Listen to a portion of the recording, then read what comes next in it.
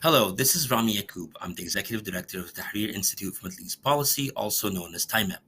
Today, I'm joined by TIMEP's Non-Resident Fellow Chaima Bouhlel, who is based in Tunisia. Chaima is an independent consultant, and over the past few years, her work has focused on the decentralization reforms taking place since the adoption of the Tunisian Constitution in 2014. Currently, she is a bi-weekly contributor to the Tunisian political news broadcast 50/50. Chaima, thank you for joining me. Thank you, Ramy.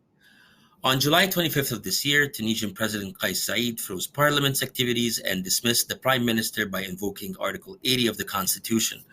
Chaima, what was going on in Tunisia prior to President Said's decision?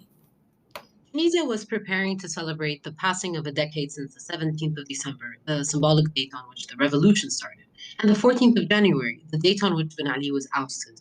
It was also preparing to celebrate 7 years since the promulgation of the Constitution and heading towards the completion of 2 years of the second mandate of a democratically elected parliament and president. But Tunisia was also dealing with a global pandemic poorly.